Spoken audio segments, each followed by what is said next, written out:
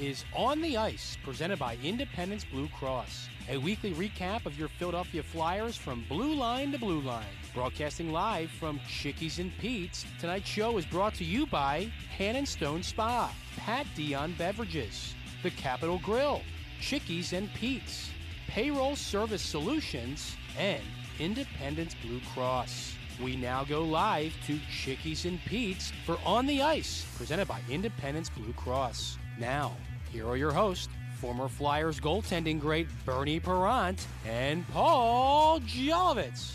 All righty, welcome everybody to the beautiful Chickies and Pete's here in Glassboro, New Jersey. This is On the Ice, presented by Independence Blue Cross. I'm here not with goaltending great Bernie Parent. He'll be back in a little while having some fun in Florida with his wife Jeannie, but great defenseman for the Flyers from back in the day, Mr. Bradley Marsh. How are you, buddy? Doing very good, Jolly. How are you doing? One of these days they'll get that right, huh? Well, it happens. I'll ask you a question. When Yeah. Bernie's here, do they say Brad Marsh? Has it happened? I'm sure, yeah. We have the shuffling problem. We didn't have to shuffle tonight. We got another great defenseman from back in the day. Played a little after you played. Has 4 kids. I just learned Chris has 4 children, and Chris paid a grand total of $0 for college. That's something anybody could be very proud of. His son is going to Villanova. He came tonight despite Villanova coming. We really appreciate it. Chris Therien, thanks for being here, buddy. Great to be here, Jolly. Good to see you, Brad. I thought Bernie got a little younger. That's all I thought. That's what I was thinking. And less hair. Yeah. I got to ask you a question first, Brad. I mean, not that everybody has to get everything in life. Not everybody does. We don't have everything. But Flyers game was on ESPN Plus last night. You were at the game, came home, and found out you couldn't watch it on TV. That is correct. What's that feel like? I've had that happen to me, too. What did it feel like? I was a little miffed. Yep. I was just getting nice and comfortable. I decided to scoot out early, and I fortunately live close enough to get home nice and comfortable. And no game. No game. Oh, well. Bundy, you said, speaking of the game, Flyers lost to the Maple Leafs for the second time in a couple nights. They got back from a long road trip. This happens in sports, obviously. Thought the Flyers played their best game of the year, huh? I thought they did. If you look at the top to bottom for, getting chances on net, stymieing Toronto, I mean, I think it was about 15 minutes into the first period, Toronto had 1 shot on goal. And they only had, I believe, maybe 7 or 9 after 2.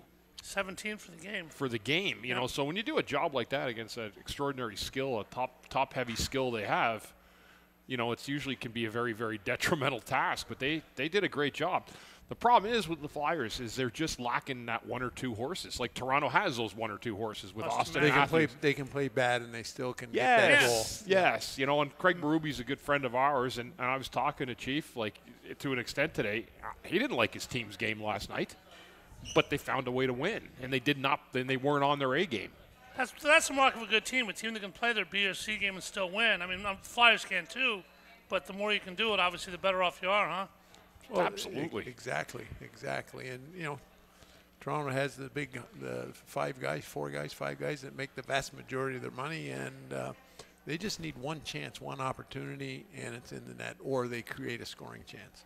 And that brings me to the Flyers. We look at this, we're exactly at the halfway point, 41 games. Flyers slightly out of a playoff spot. Second half will tell the tale. But to me, the problem is, and not just me, problem for the Flyers are goaltending. I mean, it's the most important part of a hockey team. You can do anything if whatever happens, but realistically, you can't win a cup without a great goaltender having a great year. Urson has been okay, but the other 2, Fedotov played last night. Bundy, how big a problem is the goaltending? It's a problem.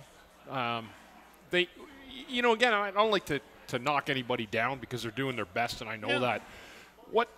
What this team has been lacking in terms of when you look at goaltending, I don't want to say they've been bad, but they're lacking 1 save a game that either keeps the puck out of the net or gives them the momentum they need to keep other pucks out of the net. And so that's, I think, where it is. Where goaltending, it's usually 1, maybe 2 saves in a game, and that's the difference between outstanding and good. And that's, we had Neil Little on last week, and he was saying the same thing. And it seems every Wednesday we're talking about the goaltending. Yep. Yeah. And 100% agree, Bundy, is they're good. They stop the puck, but it's that when they stop the puck and when do they let the goal in. And it just deflates all the players in front. The whole bench, you can just say, oh. Yeah. But when you say 1, if it's always 1, that 1 becomes obviously not a bigger number in math, but a bigger number in reality. So look at it this way, Jolly. Here's another way just to look at it. If you played one goalie and it was only that one goalie, that would be 82 saves a year that he wouldn't have. That's a lot. More than 82 for me. Yeah, well, I'm just saying that's about on par. But I'm saying you get that one more stop. See, what happens is let's say you're up 2-1 in the game, and your goalie gives up a bad goal where it's 2-2, and then you end up losing the game. You make that big save where it's 2-1, and then maybe the third or fourth goals don't go in after it. That's what I mean. You cut it right off. Yeah, Brad, you guys are obviously both defensemen. When you're playing a one-goal game, when you don't have a great offensive team, obviously, Flyers looking for a center. We'll talk about that. But what's it like to be constantly under pressure if you are ahead, probably a goal, maybe two? Is that putting extra oomph on the defense? Yeah, there's no room for error. Like you as a defenseman, then all of a sudden you have to be on your A game. Or I know everybody seems to block a lot of shots now, but should you block more shots? The Leafs, and I didn't realize it, but you had said they only had 17 shots on net. Yeah. Could somebody have done only 16 shots, and that 17 shots, the one that went in? I don't. You start second guessing yourself, and as we said many times, and Chris alluded to it, it's a 2-1 game, and the goalie lets in that goal. That's a 2-2, but it's a killer. In the first period, you can still rise over it and rally around it, but when it's in the third period all the time, or the momentum is, you're in the other team's end the whole time they come down, they have one scoring chance. And they score. Yeah. It deflates the bench, and it's hard, you don't turn around and look at the goalie, although I've known some defensemen over the years, or goaltenders, vice versa. It doesn't happen as much anymore. Like, no one says anything to the goalie. I remember back in the day where you'd have, like, a guy would actually say something to the goalie, and the goalie would say something back to the defenseman. Like, what were you doing? You can't stop that. Nothing never happens anymore. So it's just funny the way it goes. All right, I want to kind of deputize you guys for a second. Obviously, things happen fast, instantly. You can't think about anything. Torch loves shot blockers. Everybody loves shot blockers, goalies especially. When somebody's winding up, could be a one-timer in Alex Ovechkin's office on a power play or on 5-on-5. When you know the guy's about to shoot, you're the only guy in between him and the goal. He's winding up. He's got a big shot. You're triangulating everything, and you're about to get in front of it. What are a few words you can say on the radio that go through your mind, Brad? Well, I don't know, and I blocked shots when I played, and a lot of them. But I don't know. I think a lot of times it's Ovechkin. You get the hell out of the way and let the goalie stop the puck. And it's hard to say. When I blocked a shot, I was in position to block that shot. It seems now like they're sliding from everywhere just to get something, a piece of their body on the shot. So position's the key, obviously, right? Yeah, for me, position was the key. That's why when I came to the Flyers, we wore them stupid Cooperalls. It screwed up my positioning because they were nylon, and back in the day we wore the wool socks, and you got used to the friction the wool had on the ice, and if it was the start of the game, it was a different friction. If it was halfway through or the end of the period, it was a different friction because there was snow on it. But with those Cooperalls being nylon, like I remember the first few times I would go down to block a shot and I'd slide right through it. Then all of a sudden I'm covering my face. It really did mess up my timing. So your positioning and your timing is the key. Bundy, I know you didn't, when you were 8 years old, you didn't do a pro and con. What should I do? What position should I play in what sport? But when you just decided to be a defenseman and knew you were going to have to block shots, is there anything that worried you consciously, or is this just part of the game and what I got to do? You know what's funny? It's actually interesting you brought that up about me picking defense. I didn't pick defense. My dad picked defense for me. You want to know why? Sure. Because there was more ice time on a minor hockey team on defense than there was on forward. He figured he'd get his money's worth. Got you the That's NHL. a true story. That's exactly the 100% truth. Yeah. Wayne Gretzky may have been too small to be a defenseman. Put him at center. Maybe that'll work. Yeah, I think he probably would have been pretty good. People forget Mark Howe didn't play defense until he came to Philadelphia. Yeah, I know. He was a forward. forward. Gordy. Yeah. He turned out pretty good. Yeah, not bad. What's it like when Brad played with four guys with Keenan? You never played in a four-man system. Did you ever play that at all? I'm not talking about one power play. I'm talking about a game or two or five. Wait a minute. Power play? Yeah, we're talking to the wrong guy here. He wasn't on the power play. I was no power play guy, Jolly. You got me mistaken with someone else. There's a funny story. You guys won't remember Ed Kia.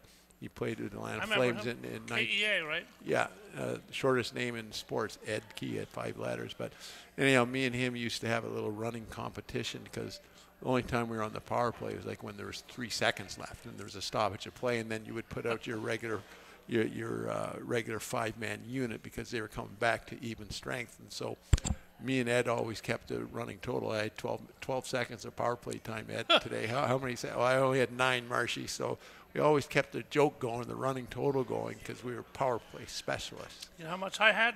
0. 0. There we are. 0 PK, 0 power play, 0 5-on-5. There's a word we were talking about before the show. That's to do with the Eagles, actually, in this realm, but take it to hockey. When guys disrespect you, when teams disrespect you, we're coming to play the Flyers, that should be an easy 2 or whatever. Does disrespect and did disrespect motivate you? I don't understand why anybody doesn't like disrespect, obviously on a personal level, but as a team, you got to love it, don't you guys? I did. I mean, I liked when someone counted you down as an underdog, or they counted you down for the count. And I mean, I think that's kind of human nature in and of itself in life is battling for yourself and for your pride. And I think there's a lot of that happens in hockey. I think that I don't know if it's as much now, Brad, as it was 30, 40 years ago, 25, 30, 40 years ago. We say the goalie and the defenseman don't talk anymore when the goalie makes less than a bad goal. That's kind of gone by the wayside. Yeah, but there was a time where it was guys would take things awfully personal. And I don't know if society's changed or if sports have changed, but it's not quite like it used to be. You like disrespect, Brad? You were one of those hard-working, nuts and bolts, grind it out, resilient, pick your term. But I would think on one level you would have hated it, but on another level you would have said, let me show you something, guys. Well, I remember, back when I played, I don't want to mean one of the back in the day, but right. you respected your opponent. And the disrespect thing never really came. I don't know where it came in. More or of a crept media into thing. Yeah. It was. You media guys. Yeah. But you respected your opponent, and when you beat your opponent that you respected, it felt so good. Like I remember in the first time I played the Montreal Canadiens, or the first time I played in Maple Leaf Gardens against the Toronto Maple Leafs. Oh my goodness, you thought you were stepping into the holy shrine. Yeah. You were. And you respected it. And when you beat Montreal or you beat Toronto, it was such a sense of accomplishment. Yeah. We were talking to some Ranger fans last night. They were in a box, and I stopped by to say hi. And they weren't Ranger fans, but they had been to Madison Square Gardens, and so we were telling them about what it was like to play in Madison Square Gardens. And they hated the Flyers, and we hated we loved beating. The word hate wasn't around. We loved beating. There's a difference between hating a team, but we loved beating the Rangers. And we'd go to Madison Square Garden. And those fans were going crazy. They were yelling and screaming. And the big difference back then, Chris, and you remember when you used to come out to the old Spectrum on the ice, the bowl was full. All the fans were there. And now with all these beautiful stadiums and all the sports that they have built, there's so many different things to do, so many food and beverage options.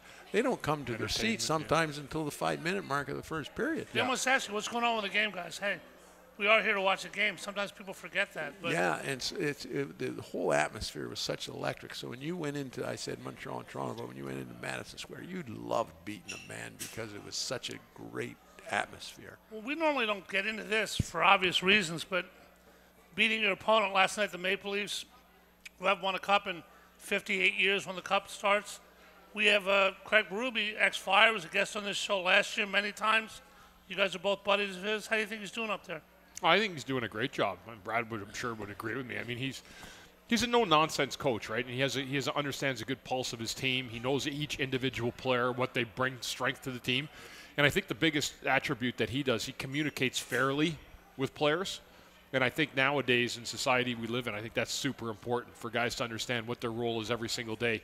And Chief does a great job of that. Especially with the young athlete, because they're coddled.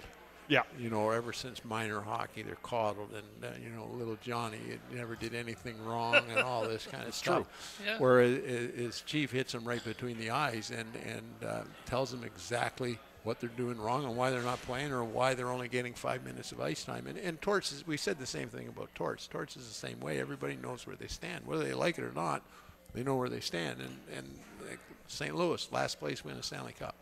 Well, Bundy, you got 4 of your own, none of them in the NHL, but 3 daughters, one who had back surgery, you said this year. We wish her a speedy recovery. She'll be back next year to play her final year. But Villanova football is getting Chris Therien Jr. They are, yes, they are. Offensive tackle. Guess genetics works in some cases. Tell us about your kids and how excited you are to go watch them play whatever, whenever. Yeah, I got 4 kids. My oldest is getting married in June. Wow. Yeah, her boyfriend is a starting right guard for the Indianapolis Colts, Will Fries. He broke his leg this year, but they're great. Everybody you know is getting hurt. He broke his leg, I know. Yeah, it was sucked. And then my second daughter, Ava, she graduated, and she's working with the Cherokee basketball team just for part-time right now and looking to get a job. And then Alexa's one in college who had the back surgery. And then Chris goes to Villanova next year, so incoming this fall. So you guys both got 4 kids, huh? Yep. Were yours athletes, Brad, any of them? Well, they all played sports. They all played hockey, too. Then quit hockey and took up speed skating, which is a huge sport in Canada. And my one son excelled in speed skating. He was in the national program for years. And my youngest daughter played NCAA hockey. And so sports were a big thing in the Marsh household growing up.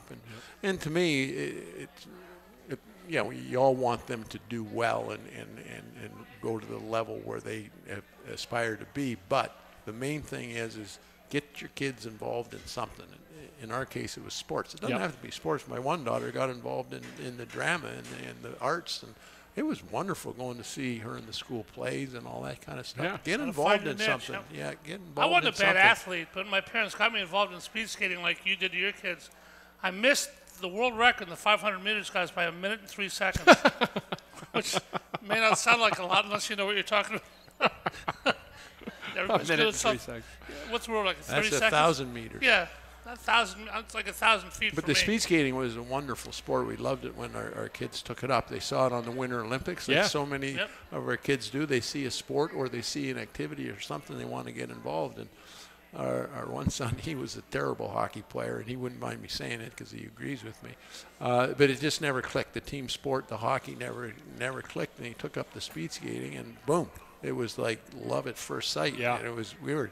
And he tells funny stories about it. Okay, I forget how old he was. Let's call it 10 years old, and he's in the tight Lycra skin suits, and that's supposed to be cool. Yeah. But anyhow, the speed skating was a wonderful sport. We enjoyed every minute of it. Flyers have a rookie. He's not a speed skater. He's a pretty good skater. Does he have a shot to become an Olympian? Probably not this time. Russia's got a little problem with the Ukraine. They probably won't be in the Olympics. Will he be Rookie of the Year? We'll talk about Matvei Michkov, other Flyers, talk about the team, talk about Chris Therien, what he's doing today. From beautiful Chickies and Pete's in Glassboro, New Jersey, on the campus of Rowan University. We'll be back with On the Ice, presented by Independence Blue Cross, right after this. Stay with us. Hi, it's Pete from Chickie and Pete's, and we are prouder than ever to partner with the Philadelphia Eagles. Chickie and Pete's has been named the official sports bar of the Philadelphia Eagles, and we continue to serve as the official caterer of both Eagles training camp and the official caterer of the First Trust Bank Club at Lincoln Financial Field. Go where the players go. The official sports bar of the Philadelphia Eagles, Chickies and Pete's. Payroll Service Solutions was established in 2001 to cater to the payroll needs of small to medium-sized businesses. Payroll Service Solutions offers unparalleled customer service while they deliver a complete and accurate payroll.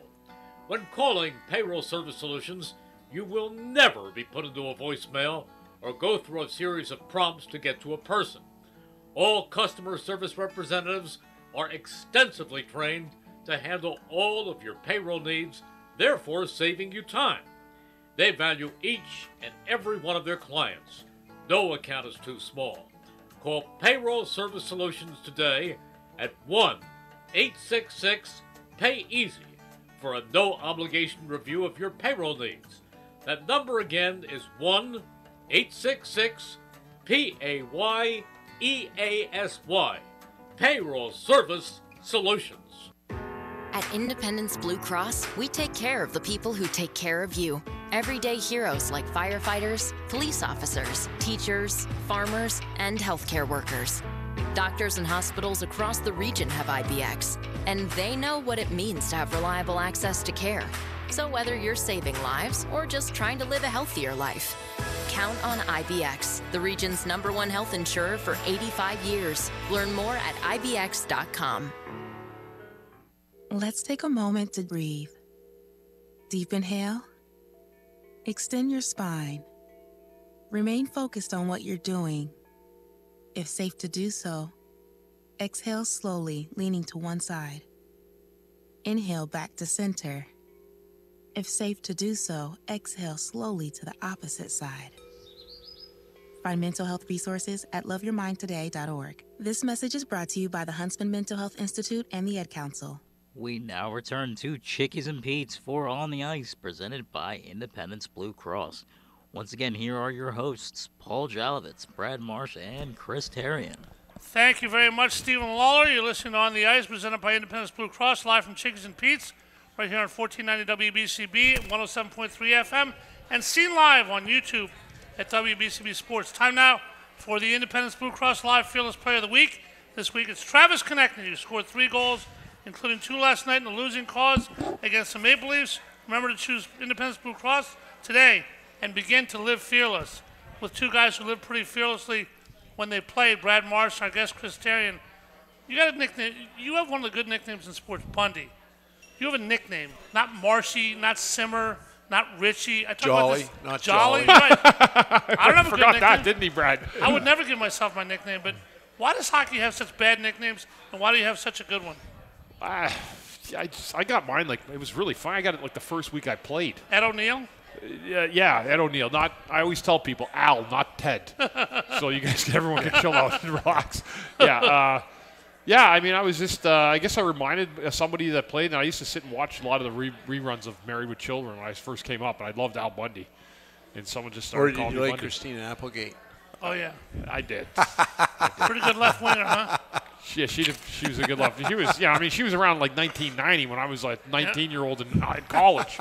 An 18-year-old in college. So, yeah, Brad's got a good memory, too. It's funny he remembered that. What's the best nickname you remember in hockey? I don't know if I've ever asked you that, Brad. Well, I would get in trouble if I said some of them on the air now, but some of the old-time nicknames were great. Some of the Flyers have great, like Cowboy Bill Flett. That was, Moose. The Moose DuPont, yeah. Well, when I played in Detroit, if any of the old Red Wings walked in here now, they would call me Swampy. Why Swampy? Marsh. Oh, Marsh, here we are. So when I walked into the dressing room, it's usually a teammate that gives it to you. When I walked into the dressing room, I met Paul Eisbart. I said, "Hi, Paul, it's Brad Marsh." He goes, Marsh, Swampy. Here we are. And it stuck. Stuck is good. Yeah. But then I left Detroit and never heard it again. Never heard it again. Never ever heard it again? All right, trade deadline's coming up. You're going to hear that again. March 7th, I think it is. A lot of teams made trades already, Brad. A couple months for the Flyers, who kind of are on the Wallenda line of the playoffs, could tip either way. Obviously, we talked about the goaltending already. They need a center. That was a good analogy. What? The Wallenda line, the tightrope walker. Yeah. Oh, yeah. Yeah, I remember that. Niagara Falls. The Wallendas, yeah. Blind squirrels find nuts once in a while. Yeah, there you go. So what do you think they need? What are Jonesy and Danny not saying a word about but working on? You need a first-line center. You need 7 of this, 9 of that. Got 1 million draft picks. What are you looking to do? Well, you know what I was saying last night, though, and I'll say this. Toronto was in town last night, and they brought a lot of their people. There's a lot of buzz around Lawton and Risto in terms of interest garnering. Like, Toronto likes those players. Everybody loves Lawton. Yeah. So again, those are situations where Danny's got to look at them and assess what that looks like for the team down the road. They've kept in large part a majority of the crew together since they've been here. They've added Mishkov, but Jonesy said, we're not buying, we're selling at the deadline. We're going to eliminate some of the bodies we have here in contracts, and we're going to try to bring in some new. So we'll see how to do it. And I don't know, Brad, but it seems harder. It's not as easy as it looks. Oh, because of the contracts, the money involved, salary cap. You also don't want to be too diligent in saying you're selling, because that gives a fans the impression that a rebuild may take forever, which it may. But you always want to position the fans can be a little quicker than it is, don't you? Yeah. The word rebuild is touch and go for me. I think that they've said they're in a rebuild, but it does take time because you do have to. I really believe a rebuild is waiting to get good picks from your draft. I still think again, you can't manufacture a team being a bottom 3 team in the league because that's not the effort you want to see. The Flyers have outperformed that over many teams in the league. But usually when you take a look at teams that win Stanley Cups, and this isn't a knock against the teams that don't, they have the number 1 or number 2 pick on their team. Brad, and Scott Lawton, I mean, he's a guy that certain guys A plus B equals C more or less, and he just equals more than you would think his skill set gives him. The glue guy, can do everything, scores goals, can play power play, plays penalty kill. Is he worth a first-round pick from a huge supply-demand curve that may be shown if they put him up? He's been rumored to have been traded how many years? Who's this now? Lawton. Yeah. A lot of teams think they can win the cup, but if somebody has to ante up, I think you may get a first-round pick for him. I don't know. I'm not close enough to know what. Depends how many years he's got left on his contract. 2 years left after this. I think so. Yeah. Well, then that might maybe they've been offered a first rounder for him before, but I don't know if that still stands. Is that last year, 2 years ago, or whatever? Right, yeah. So I don't know what the value of Brian is, and at some point in time, you have to look at the value of what you would get for Brian Lawton.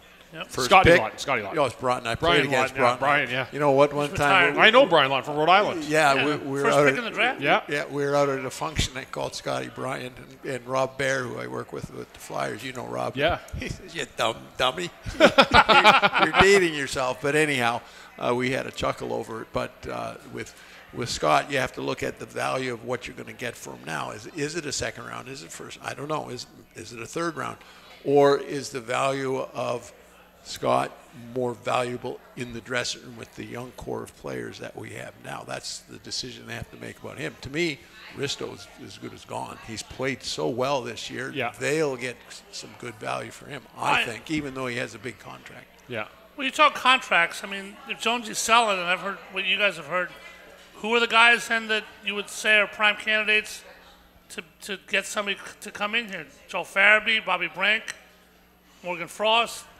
Well, if they're able to do that, but I mean, it's going to be hard to move 5 guys. Oh, sure, but I'm saying that. Those are guys. I mean, whether or not that'll be, for me, I'm not putting anybody outside of what I've heard on a trade rumor. I'm not a rumor mill guy. But Lawton and Risto were the 2 names that I've heard like in concrete from other teams that they've been told, hey, they're available. All right, so when March 6th rolls around, or whenever the trade deadline was when you guys played, it was obviously a different game, different era, even though it was only 60 or 70, 80 years ago maybe in some cases. Were you guys nervous? I know you got traded a bunch, Marcy. You ever get traded at the trade deadline, Chris? Yes, I did. I went to Dallas, the only trade I've ever been part of in my life. So were you expecting it? No. So what kind of shock was that? No, I was... You know what? I was here a long time at the time, and I wasn't getting along really well with Hitchcock, so I was as ready at that time. Unfortunately, the team went on a good run that year. They ran out of defensemen in 2004. They had Sammy Kapanen playing D. Might have been nice to maybe kept me. We would have had me and Hitch could have worked some stuff out. Maybe did a little bit of work together. But yeah, it's weird. I mean, it was at the end of my contract. It was right before that lockout in 2004, so there was a lot of uncertainty just from players in general and the league. Marsh, you don't seem like you guys worried about a whole lot. Did you worry about that? Well, it wasn't as prevalent.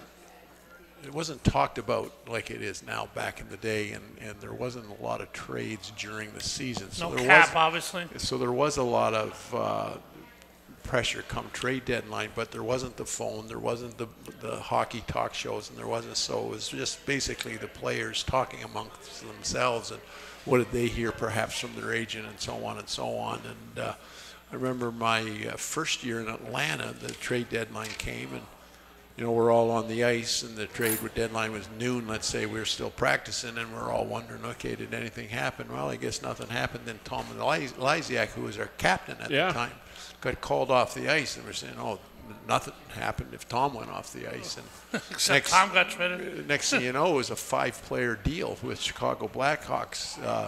5 Flames went to Chicago, and we ended up with Phil Russell, Ivan Boldarev, and Darcy Rhoda. And for Tom Lysiak, Greg Fox, and Miles Zaharko, and Pat Ribble. I think I'm missing somebody there. But anyhow, it was a huge, and we couldn't believe it. 5 guys from our roster left, and it was crazy. Well, how hard is it? Obviously, I've never been traded in my life, although my parents said they thought about it a few times. How hard is it when you're you to Dallas, you in many cases to many teams, to come back and play against your old teammates quickly? You want to hear a story? My first game with Dallas was against the Flyers. Did you have to leave town? In Philly. Oh, wow. You want a true story? Just Another true story? Yeah. I was in front of the Dallas net, defending the Dallas net. You forgot? No. I almost went and checked the Dallas player. I'd been in Philadelphia for so long that when I was standing in front of the Dallas goalie, I'm thinking to myself, I'm in a Flyers uniform, I'm going to go attack the Dallas player. For like 2 seconds it went in, I'm like, wait a minute, no, you can't do that. Wow. Well, Moose DuPont tells a funny story. He got traded before the game. He was with St. Louis in Philly, and he went into the St. Louis dressing room. The trainer said, no, we just traded you down the hallway. And he tells a funny story that his wife was listening to the game at home in St. Louis. And the announcer was saying, and DuPont passes to Clark and blah, blah, blah. And his wife says, I thought you had a bad game. You were always giving up the puck. Because, in his broken French, and she spoke very little English, so she just heard DuPont to Clark. Yeah. And but idea. The trades happen, and I always think that the trades, yes, you're very disappointed at the time, but what's neat about a trade, and I always got traded in the middle of the season, you got traded and you left this dressing room, you walked into this dressing room, and really the same 20 guys sitting in your new dressing room are the same 20 guys you just left. Yeah. And it's very reassuring that way. So few guys play with one team these days. It happens, but not too many. Crosby, Ovechkin could be two of the guys that do. Take a quick break here, come back. It's a lot of TVs going, a lot of personality, a lot of atmosphere here at Chickies and Pete's on the campus of Rowan University. Wiggles is our server. That'll tell you right to begin with. We're right back here with Independence Blue Cross on the ice right after this. Stay with us. Hi, it's Pete from Chickie and Pete's. Wrap up your workday with the all-new Chickies and Pete's Happy Hour with unbeatable specials weekdays from 4 to 6 p.m. Enjoy half-price orders of Chickies medium and tender wings, one of our tasty and delicious pizzas, or an order of mouth-watering hot, cold, or fried shrimp. Plus $3 domestic bottled beers, $5 Tito's, and $6 seltzers. It's the all-new Happy Hour, weekdays 4 to 6 p.m., only at Chickies and Pete's. Payroll Service Solutions was established in 2001 to cater to the payroll needs of small to medium-sized businesses. Payroll Service Solutions offers unparalleled customer service while they deliver a complete and accurate payroll. When calling Payroll Service Solutions, you will never be put into a voicemail or go through a series of prompts to get to a person. All customer service representatives are extensively trained to handle all of your payroll needs, therefore saving you time. They value each and every one of their clients. No account is too small. Call Payroll Service Solutions today at 1-866-PAY-EASY for a no-obligation review of your payroll needs. That number again is 1-866-PAYEASY. Payroll Service Solutions. At Independence Blue Cross, we take care of the people who take care of you. Everyday heroes like firefighters, police officers, teachers, farmers, and healthcare workers. Doctors and hospitals across the region have IBX, and they know what it means to have reliable access to care. So whether you're saving lives or just trying to live a healthier life, count on IBX, the region's #1 health insurer for 85 years. Learn more at IBX.com. WBCB is now on your FM dial at 107.3, serving Bucks, Burlington, and Mercer counties since 1957. You can now listen to all your WBCB favorites crystal clear on 107.3 FM. A new age for WBCB on a new frequency, 107.3. We now return to Chickens and Pete's for On the Ice, presented by Independence Blue Cross. Here are your hosts, Paul Jolovitz, Brad Marsh, and Chris Therien. And thank you, Steve Lawler. It's time now for the Smart Stat of the Week, brought to you by Payroll Service Solutions. Call them today at 1-866-PAY-EASY. That's 1-866-PAY-EASY. A simple one today. Flyers are at the halfway point, 17-19-5 after 41 games. The second half of the season will tell the tale. It starts as Dallas visits the Wells Fargo Center tomorrow night. That was your Wells Fargo. That was your Payroll Service Solutions stat of the week. I'll get that straight. Once again, Payroll Service Solutions, 1-866-PAY-EASY for the best choice in payroll services. Call them once again at 1-866-PAY-EASY. We're going to talk about Michkov last segment. This segment, we certainly will keep our promise. In a couple-way battle for Calder Trophy Rookie of the Year, guys, Flyers have never won a Rookie of the Year. Not that that matters. It just happens to be a statistical thing with Celebrini, a couple kids in Montreal and Ottawa. Chris, what's Michkov brought to this team? What's he missing? And what are you expecting? Highly intelligent, like a small space operator. You know, when he's in the offensive zone, he's got great vision. He makes good passes. He scores from awkward positions on the ice, which is a real true talent. Like, he makes goaltenders have to make a save when he's behind the net. You know, he almost scored like that last night again in the first period. He's tried the Michigan play a couple times. He's trying that. Yeah, I don't think Torts is a huge fan of that. But neither am I. I can't do it. Yeah, it's just because we don't know how to do it. Yeah, I think, you know, and I think the assessment of him has been pretty fair. Like, they asked Danny Briere, you know, what do you think kind of year it's going to be for Michkov? He said I think it's going to be good, but it's also going to be tough. And I think he's going through some tough parts. I thought he played a good game last night. He had a lot of shots. He made a beautiful pass to Owen Tippett at the end of the game where Tippett had all but nothing but net to shoot at, and he missed. But I think he's done a lot of good things. Brings an excitement in. He's not going to wow you out of your seat. He's not going to, you know what I'm saying, Brad? He's not going to Connor McDavid you. That's a better way of saying it. Like, he's not just going to skate the whole length of the ice, sometimes go through 2 or 3 guys and make a brilliant play at the net. He's not that kind of player. I think when I first said it, small space operator is probably, and I say that with great admiration for him. You know, like he works well in that. But if you're going to come out to watch a flashy, beautiful Russian skating player like a Fedorov, you're not coming to see that guy. He's not that player. But I think as he grows and gets better and understands the league more, he's only going to get better and better. He's got a high ceiling. Yeah, I think he's one of the players that.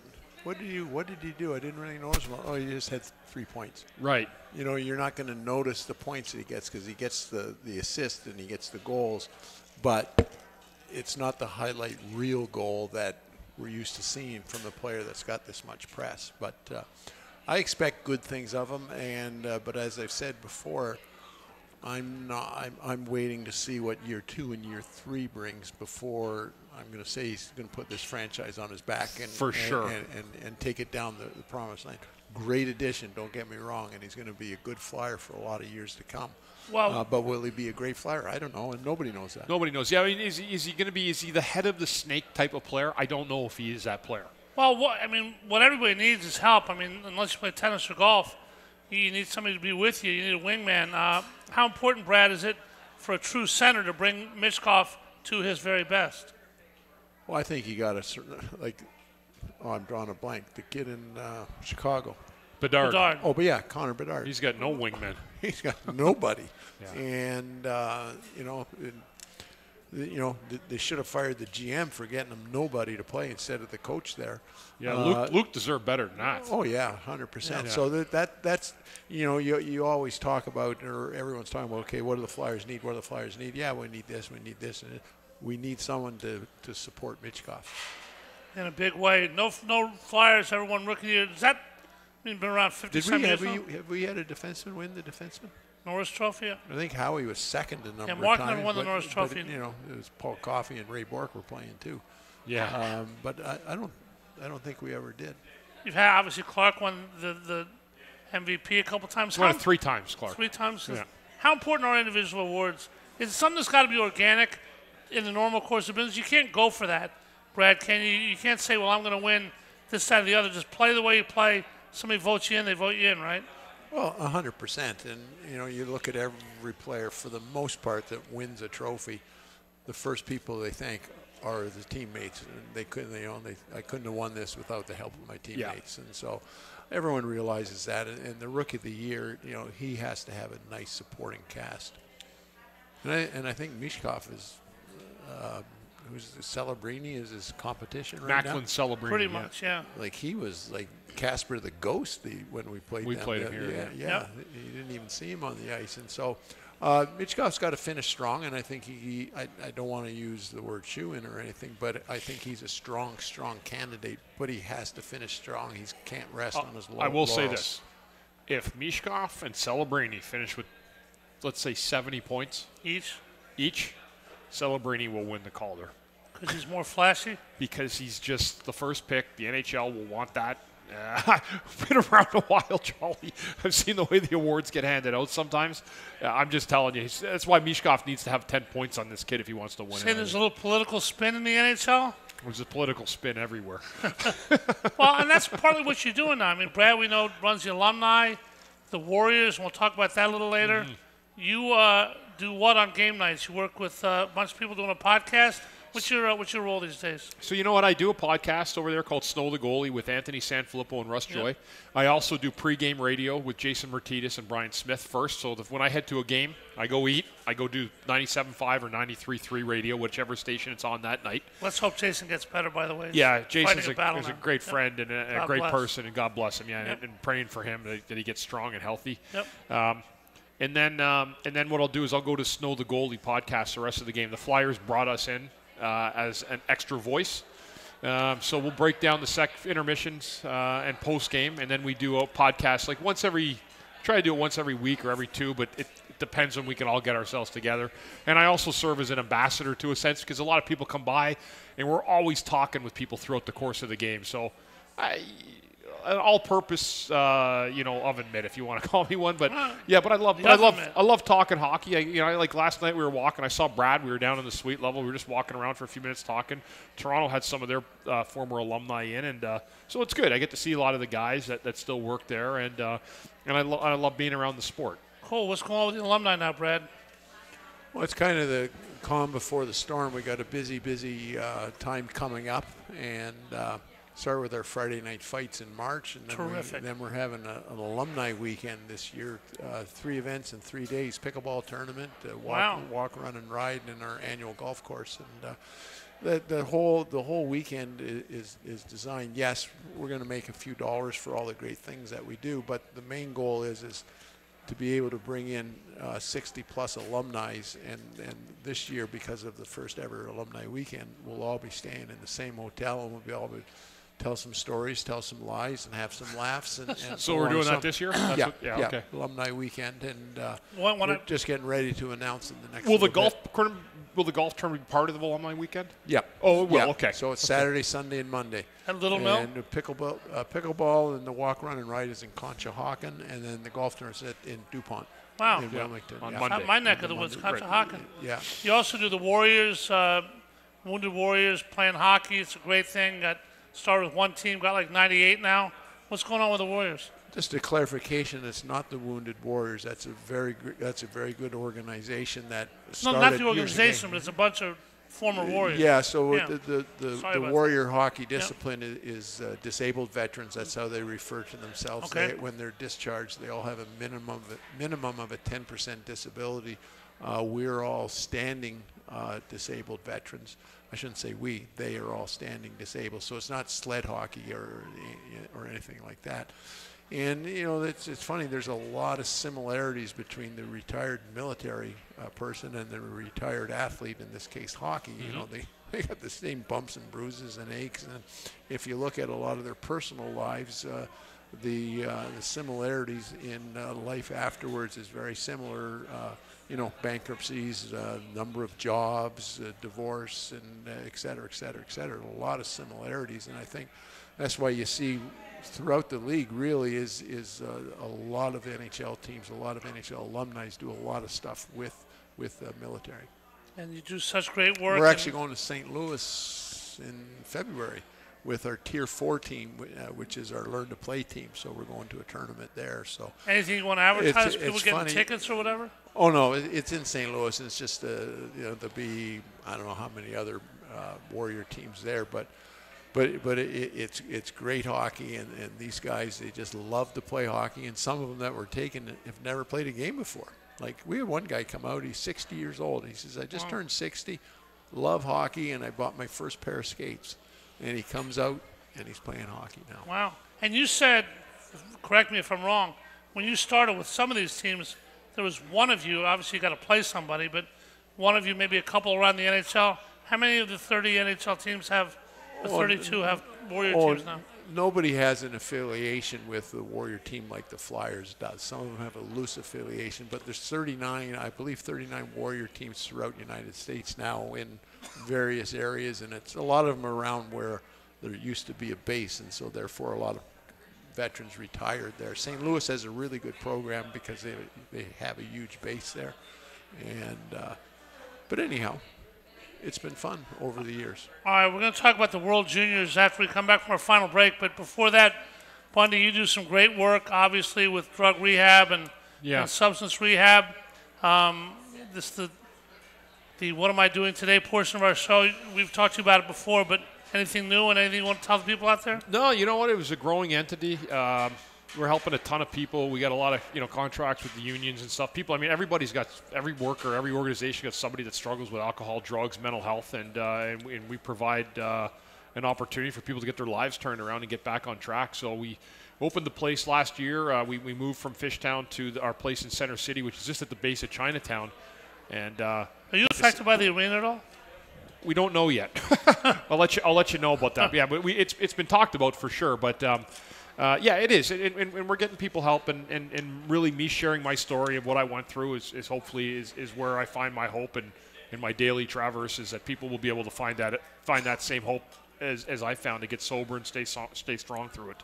Absolutely. Best of luck. Great stuff, Brad, with the Warriors, Chris with rehab, and guys both doing great post-career work. Some people doing pre-career work. The juniors played their tournament in Ottawa. We'll talk about that. The U.S. wins the World Juniors the second time in a row. One of our guests tonight doesn't think the hockey was that great. Maybe it wasn't. We'll talk about it when we come back. Independence Blue Cross on the ice from Chickies and Pete's in Glassboro. Have fun. We'll be back right after this. Hi, it's Pete from Chickie and Pete's, and we are prouder than ever to partner with the Philadelphia Eagles. Chickie and Pete's has been named the official sports bar of the Philadelphia Eagles, and we continue to serve as the official caterer of both Eagles training camp and the official caterer of the First Trust Bank Club at Lincoln Financial Field. Go where the players go. The official sports bar of the Philadelphia Eagles, Chickies and Pete's. Payroll Service Solutions was established in 2001 to cater to the payroll needs of small to medium-sized businesses. Payroll Service Solutions offers unparalleled customer service while they deliver a complete and accurate payroll. When calling Payroll Service Solutions, you will never be put into a voicemail or go through a series of prompts to get to a person. All customer service representatives are extensively trained to handle all of your payroll needs, therefore saving you time. They value each and every one of their clients. No account is too small. Call Payroll Service Solutions today at 1-866-PAY-EASY for a no-obligation review of your payroll needs. That number again is 1-866-PAYEASY. Payroll Service Solutions. At Independence Blue Cross, we take care of the people who take care of you. Everyday heroes like firefighters, police officers, teachers, farmers, and healthcare workers.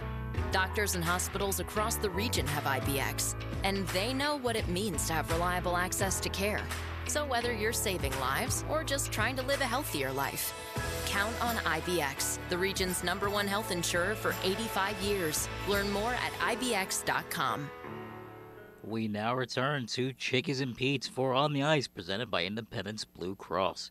Here are your hosts, Paul Jolovitz, Brad Marsh, and Chris Therien. All righty, final segment. Steve Lawler, thank you so much. The World Juniors, Christmas through New Year's, and a couple of days tripping after that were played in Ottawa this year. I love the World Juniors. Brad was talking about how Canada gets Super Bowl-like ratings for the games. Yep. The U.S. won back-to-back for the first time in a while. An overtime goal to beat Finland. First time ever. It's the first time a team's ever won back-to-back? U.S. Oh, U.S., yeah. Yeah. But you didn't think the hockey was that great. Tell us about it. I did not. I was unimpressed with the entire tournament. Bad games? Bad players? Games, bad. There was not a lot of offense. I found it sluggish. You know what? I had a theory. It's funny because I was talking about my son again. in 2020, he was a 15-year-old, right? 14-year-old. And he was a hockey player, played AAA for Comcast. I'd see the Warriors over there practicing with Brad some days.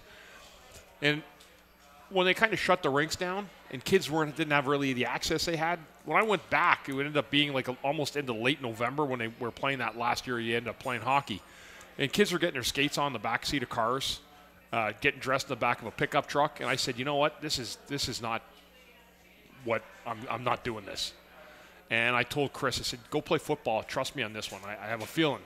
And he loves football. And he liked hockey. But I think that there's going to be a little stymie because I wonder how many of those kids were the same age. He's the same age as those World Junior kids now. I know for a fact that those kids didn't have the proper access to the hockey arenas 4 years ago. Was he at that level where he could have thought about playing? He played AAA, played all these kids. Every kid that you saw playing, I know who those kids all are from coaching. They were a year ahead of Chris. Just age-wise. But I know every single one of those kids for Canada and the U.S. I've seen them at all these AAA tournaments over the years. Brad, when you watch a tournament like that, obviously Canada didn't have a great team this year, didn't apparently bring... Unacceptable, Jolly. They should never have a bad team, ever. But apparently, and I'm naive to this, I think, because I didn't really study it, but apparently a couple of their better players, they went for the team rather than the individual and left a couple guys home. Is that right, Brad? I'm not so sure. I'm not sure. I didn't read the articles leading up to the tournament, and I didn't do a lot of homework or anything. I just know that when the World Juniors comes on, I pluck my butt in front of the TV. And actually, I was in Canada when it came on, so I got to watch it with my kids and my grandson. So that was kind of cool. But it is an exciting tournament, and I played in it back in '77. For heaven's sakes, I guess I'm old. But it was not, when I played in it, it was not the big production that it is now. It's in Minnesota next year, so it'll be interesting to see. 2 rinks there next year, too. Yeah, it'll be interesting to see how it does in Minnesota, which is, what do they call Minnesota? The state of hockey? The state of hockey. State of hockey. Yeah. And, they have the Mr. Hockey Award, which is I think it's better to win that than the Hobie Baker, for heaven's sake. The Lakers are named the Lakers because they were in Minnesota. Moved to L.A. where there's no lakes, but it's like the Jazz. But there you go. Yep. There you go. Bundy, go ahead. No, I was just going to say the tournament, whether the hockey was off this year, it is still exciting to see the countries playing against each other and the fans. And, I'll give a hats off to the fans in Ottawa. Even though Canada was eliminated once again in the quarterfinals, they still went to the rinks. The rinks were full for the semifinal games and the bronze medal game and the gold medal game. How about the bronze medal game? Went 14 rounds for heaven's sake. Yeah. Sure, you ever play with the Maple Leaf on your chest, Bundy? Many times, yeah. I played. I was one of the last cuts of the World Junior team my first year, and then I ended up playing for the Spengler Cup. I played in the Olympics. Oh, that's a cool tournament. I watched that too. That's the oldest tournament in the world. Yeah, I won a Spengler Cup gold medal. Cool. 19. Yeah, I played like with me and Proppy played. Yeah. It's a real thing. Yeah, I played in the USA Cup and I played for Team Canada in the Olympics. What is the Spengler Cup? It's a European tournament in Switzerland for club teams. Yeah, for club teams, Oh, and then Canada will patch together a team and call it Team Canada. So, but it's a great tournament. It's in this little village in the Swiss Alps. I mean, it doesn't get any better. They say if you're a hockey fan, that is the tournament or the place to go. They say there's various football stadiums that you're supposed to go to. Yes. If you're a hockey fan, go to Davos, Switzerland. Wow. Davos, Switzerland. You got to go there. It's an old and the wooden fans barn. are just they're singing and they're hooting and hollering. So Team Canada is made up of Canadians that are playing on various European teams. Cool. Jared Gallant coached them this year. Yeah. When I was there was a few college kids. They flew over. Brian Propp was on that team. Oh, wow. So I went over. Propper's NHL career had come to an end. He played in Europe for 1 year. They brought him onto the team, and I was like, wow, Brian Propp's on our team. This is pretty cool. Yeah. Oh, what else is pretty cool? Did you do the guffaw? He was doing. I didn't know what the guffaw was, but he was doing the guffaw at that tournament. I'm like, what's this guy doing? He started doing that playing with the Flyers. Yeah. We're all looking at him like, what the hell is he doing? But anyhow, you can ask Brian when he's your guest one time. He was our guest already a couple weeks ago. Never talked about the Spengler Cup, though. Something we've never talked about on this show, but it's near and dear to your heart, Bundy. I'm sure to yours too, Brad, but a little different way for Bundy. Caitlin Clark blew women's sports up last year. It's like a different league of paying attention that America's doing now. Your kids are all being picked up in the jet stream of this, Bundy. What's that like? You talked about your daughter, preseason favorite player of the year in the Patriot League, whether it's Caitlin Clark or whatever, with the renewed interest in women's basketball, not renewed, but new interest. What's that like for a parent? There was, it was really cool. So my coolest story last year from a Caitlin Clark comparison, which is all you could do if you're trying to do it. There was only 2 girls last year in Division I basketball that scored in the 40s. Caitlin Clark was the other one. Alexa Therien was the first one. Wow. What's she doing? Who's she doing it against? She did it against Lehigh. 44 points. Is she Caitlin at Clark WNBA? had 49. No, I don't think so. I'm not sure she wants to play in the WNBA, but I'm just telling you, that was like one of the coolest stats of the year. So to share a little bit of stat time with Caitlin Clark. I saw Caitlin Clark play for years playing the AAU basketball circuits. I mean, and she had all the scouts around her even then. It was pretty, she's a great young lady. I tell you what, as is my daughter, but I think Caitlin Clark, what she's done for girls basketball and young female athletes. Boy, did she handle herself well in an interview. Sure did. I'll tell you, Still is. I'm not a basketball fan, but because of Caitlin Clark and the story, I started watching the WNBA, and I found to me, it's a heck of a lot more exciting than the NBA. Well, it's fundamental basketball. Girls basketball is good basketball. Well, all the men do is they dunk and they do a 3-point. There's nothing, and they travel every other time they have the ball. It drives me crazy. It's but anyhow, interesting that I found it very, very exciting to watch. To me, it's interesting that as women's basketball goes up, the NBA is kind of at a point where how many 3-pointers are we going to take? You see guys on a 3-on-1 break, dish it out for a 30-footer.